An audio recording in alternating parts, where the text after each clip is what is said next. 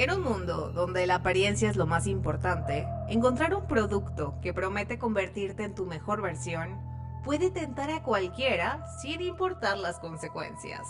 La sustancia está ligeramente inspirada en el proyecto anterior de la directora Coralie Farjat titulado Reality Plus, un corto francés del año 2014 que trata sobre un chip cerebral que puede alterar la percepción para que las personas se vean con el físico que siempre anhelaron y todas las personas que tienen el chip pueden verlos con su nueva apariencia y viceversa, pero tiene un tiempo límite.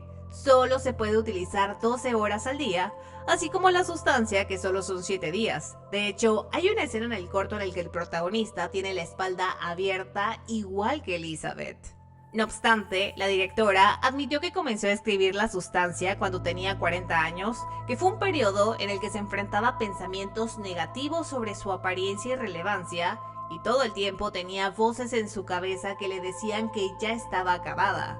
Así que tomó en cuenta también temas feministas para enfrentar esta violencia que tenía internalizada, vinculada a las expectativas sociales sobre cómo deben verse los cuerpos de las mujeres y el envejecimiento en ellas, haciendo uso del terror corporal, que es un subgénero del terror que se caracteriza por las transformaciones del cuerpo como una forma de expresión, y le tomó más de 5 años desarrollar este concepto. Hola, yo soy Mariana y en este video te contaré algunas curiosidades de la sustancia.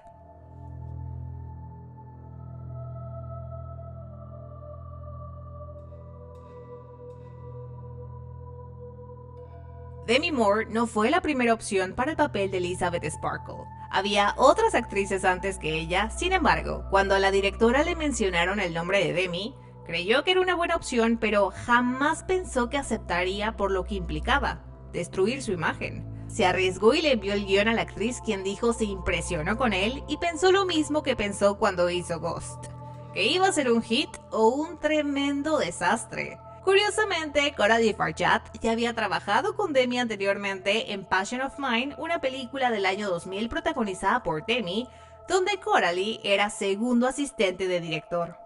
Demi admitió que una de las partes más desafiantes de este proyecto fue el tener que resaltar todos los días las partes de sí misma que eran menos glamorosas, pero al final el papel la hizo crecer tanto como actriz como persona. El hecho de que Margaret Qualley tuviera experiencia como bailarina influyó muchísimo para que la directora la eligiera. Así que en cuanto obtuvo el papel, la actriz se puso en forma y a levantar pesas para obtener el cuerpo tonificado que el papel requería. Y aunque no se conocían previo a esta película, las protagonistas tienen cierta conexión, ya que Demi conoce a la madre de Margaret, Andie MacDowell, con quien trabajó anteriormente en El primer año del resto de nuestras vidas, una película de 1985 que fue uno de los primeros trabajos de Demi. Mientras que para el papel de Harvey, la primera opción en realidad fue Ray Liotta, quien fue elegido en febrero de 2022, pero después de su repentina muerte, en mayo de ese mismo año, tuvo que ser reemplazado por Dennis Quaid, y de hecho, en los créditos finales aparece una nota de agradecimiento de la directora hacia Ray Liotta. Si bien el guión de la película consiste de 146 páginas, únicamente 29 de ellas tienen diálogo. De hecho, el guión está escrito como una novela para describir con detalle cada experiencia sensorial, y durante el rodaje fue Coralie Farjat quien leyó el diálogo para la voz de la sustancia, aunque eventualmente terminó eligiendo al actor Jan Bean para que pusiera su voz, la cual describe tiene cualidades diabólicas, tentadoras y poderosas. Aunque la película se ambienta en Hollywood, la realidad es que toda la cinta fue rodada en Francia en los estudios d'Épinay. Inicialmente tenían la intención de realmente grabar en Los Ángeles, al menos las escenas iniciales que son los exteriores, pero desecharon la idea en cuanto descubrieron que podían utilizar las tomas de las palmeras en Cannes y Costa Azul, que es la Riviera francesa. La película está hecha en un 80% con efectos prácticos, es decir, se utilizaron mayormente prótesis y maquillaje, ya que la directora buscaba realismo, pues es terror corporal. Una película que habla sobre nuestros cuerpos y cómo nos sentimos en ellos, así que tenía que verse real. Y va desde lo más simple, como los pechos de Margaret Qualley, que no son los suyos, sino prótesis diseñadas a su medida, y que de hecho la actriz confesó que el equipo le dio el mejor pecho de su vida, hasta cosas más complicadas como el monstruo Elisa Su. Por ejemplo, para la escena del parto crearon 2 maniquís de silicona, aunque en algunas ocasiones evidentemente utilizaban también a Demi Moore. Luego, para las escenas en las que Elizabeth está en su etapa final tipo Gollum, tardaban cerca de 6 a 9 horas colocándole prótesis pegadas directamente sobre su piel hechas de silicona para que la piel luciera translúcida y se marcaran las venas. Lamentablemente solo podían grabar pocas horas porque las piezas eran muy delicadas y digamos duraban una cantidad de tiempo limitado. Mientras que para crear al monstruo del tercer acto, el artista de maquillaje dijo se inspiró en Niki de San Fal, una escultora famosa por sus figuras curvilíneas, Fernando Botero, cuyas esculturas representan a personas con proporciones exageradas, incluso también tomó un poco de inspiración de la criatura de la película La Mosca. En sí, Elisa Su era un traje realmente práctico, con excepción del rostro de Demi en la parte trasera, que eso sí fue usando efectos digitales, pero quien portaba el traje era realmente Margaret Qualley. La aplicación tomaba cerca de 6 horas y era algo tan grande que la actriz dijo chocaba con todo, y aunque tenía un chaleco refrescante por debajo, lo llamó una cámara de tortura, pues a veces le daban ataques de pánico, pero no podía arrancárselo así porque sí, porque se llevaría consigo su propia piel. Y dijo, fueron los 8 días más largos de su vida, que fueron los días que se necesitaron para grabar toda esta parte. El nombre de Elizabeth Sparkle no fue elegido al azar, sino que se eligió ese apellido porque simboliza la idea de brillar y estar bajo la luz, mientras que Elizabeth es un nombre que evoca a grandes estrellas de cine de tiempo atrás. Si bien en la película Elizabeth cumple 50 años, Demi Moore, la actriz que la interpreta, tenía 61 en el momento del rodaje. Aunque no lo admitan directamente, de alguna manera Elizabeth parece estar algo inspirada en Jane Fonda, o al menos en su segunda carrera. Por si no lo sabían, en los 80, Jane Fonda tuvo un segundo aire cuando se convirtió en un ícono de la televisión por sus rutinas de ejercicios que vendía a través de VHS y que fueron un éxito de ventas. No por nada duró más de 13 años haciéndolo y es de hecho considerada una de las pioneras del fitness. El gran pasillo rojo y vibrante de los estudios de televisión que conduce del set al camerino de Elizabeth es una evidente referencia a El Resplandor. La alfombra, de hecho, aunque no tiene el mismo patrón porque aquí son rectángulos y en la película de Kubrick hexágonos, los colores son prácticamente los mismos. Incluso hasta replicaron el mismo encuadre de los personajes. Mientras Elizabeth está en el baño, escucha sin querer una llamada de Harvey donde él menciona lo preocupado que está por encontrar a alguien más joven para sustituir a Elizabeth, a quien llama cruelmente vieja perra, para luego expresar su incredulidad de que cómo es posible que su programa haya durado tanto y lo poco que le importa que haya ganado un Oscar por King Kong en los años 30. Un dato que evidentemente exagera porque ni que Elizabeth tuviera más de 100 años, y aunque, en efecto, hay una película de King Kong de 1933 protagonizada por Fay Gray, este parece más un guiño a Jessica Lange, quien protagonizó King Kong en 1976 y quien ha hablado abiertamente sobre el edadismo, que no es más que la discriminación por motivos de edad que ha vivido en Hollywood, y el hecho de que no haya igualdad de condiciones, que es tal cual lo que pasa con Elizabeth, quien es desechada como si fuera basura, una realidad a la que se enfrentan muchas actrices cuando llegan a cierta edad. La sustancia parece también haber tomado un poco de inspiración de El retrato de Dorian Gray, la novela de Oscar Wilde, publicada en 1891, por las grandes similitudes que hay entre ambas historias. La novela se trata de un hombre que cambia su alma por la eterna juventud, así que, en lugar de envejecer él, los signos de la edad aparecen, pero en una pintura de él. Sin embargo, el retrato comienza a deformarse hasta volverse monstruoso a consecuencia de que se corrompe y solo busca el placer para sí mismo. Incluso llega un punto en el que lo termina escondiendo en el ático porque no puede verlo más, y en un arranque de ira termina dañándolo, que es entonces cuando Dorian muere como un anciano. Muy similar a lo que sucede con Elizabeth. Si se fijan, desde el momento en el que ella daña esta gran foto que tiene en su sala, comienza a envejecer mucho más rápido, y luego Sue esconde el retrato en un cuarto oscuro para no verla más. Y es que, así como Dorian, Elizabeth tiene una gran obsesión con la juventud, la belleza y la aceptación que la termina llevando a un cambio físico monstruoso. Para lograr la grotesca escena del restaurante entre Harvey y Elizabeth, Dennis Quaid estaba tan comprometido con su papel que se terminó comiendo cerca de 2 kilos de camarones. La última toma que nos muestran de esta comida es una mosca ahogándose en una copa de vino, la misma mosca que estuvo rondando a Harvey mientras comía, y esta no puede ser más que una referencia literal a La Mosca, una película que también es de terror corporal y que trata de un hombre que crea un dispositivo, pero su experimento sale mal porque termina fusionándose con una mosca. Entonces, su estado físico y psicológico comienza a deteriorarse con el tiempo. Vaya, en ambas películas los protagonistas pierden su humanidad y las dos cintas advierten sobre los peligros del progreso científico, pero sobre todo su uso irresponsable.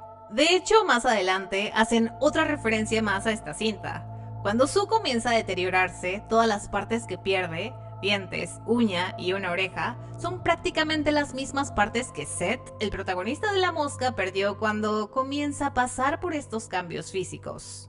El número telefónico de la sustancia no está activo, sino que es ficticio. Llamé y no pasó nada, pero es el mismo número de la oficina del personaje de Kevin Spacey en Belleza Americana. El momento del nacimiento del otro yo, a partir de la columna vertebral de Elizabeth, hace referencia a Alien Covenant, la cinta del 2017, cuando uno de los xenomorfos, que no son más que parásitos que se incuban, sale de la espalda de un hombre de manera aún más grotesca, dejándolo todo desgarrado. Para lograr la escena del túnel de luces, la grabaron utilizando 2 neumáticos de bicicleta horizontales rodeados de luces LED girando a la misma velocidad alrededor de una cámara estacionaria. El primer episodio de Pump It Up está fuertemente influenciado por el video musical Call on Me de Eric Prydz, desde el vestuario, los pasos y hasta las tomas. Y aunque Margaret tenía experiencia como bailarina, le fue muy difícil lograr esta secuencia, porque sí, ella se formó como bailarina pero de ballet, y este tipo de baile que es tan sensual, dijo que no es algo que vaya con ella y no cree nunca volver a hacer nada parecido. Imagínense, durante el ensayo, la actriz se sintió tan mal que terminó abandonando el set y se fue llorando. Así que para el día del rodaje estaba tan nerviosa que decidió emborracharse y fumar cannabis, sin importar que fuera muy temprano por la mañana, para envalentonarse. El primer plano de los labios de Sue, cuando dice su nombre frente a la cámara y posteriormente se repite en varias pantallas, parece una referencia a Videodrome, la película de 1983, específicamente a la icónica escena de cuando los labios de Nikki, la protagonista, aparecen en una pantalla incitando a Max a que la bese. De hecho, el momento en el que Sue se saca una pata de pollo del estómago es también una referencia a Videodrome de cuando uno de los personajes se saca un arma del estómago. La escena frente al espejo en la que Elizabeth está arreglándose para salir con un viejo amigo y se maquilla y desmaquilla requirió más de 11 tomas.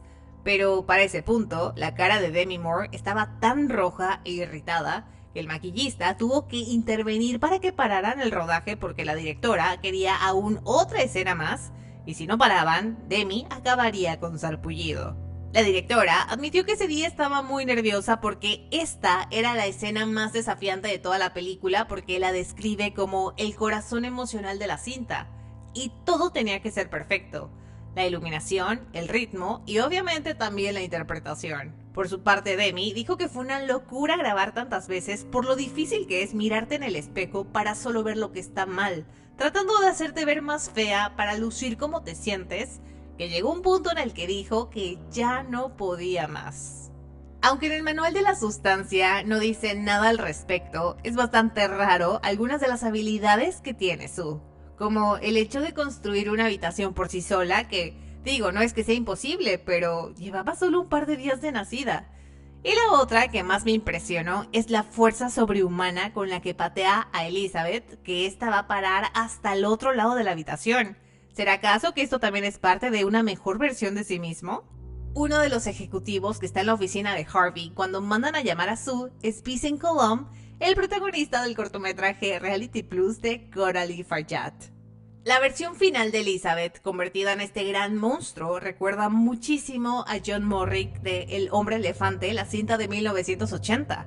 una historia basada en hechos reales que trata sobre la vida de John, un hombre que es explotado en el circo por su apariencia y que al igual que Elizabeth, lo único que quería era amor y aceptación.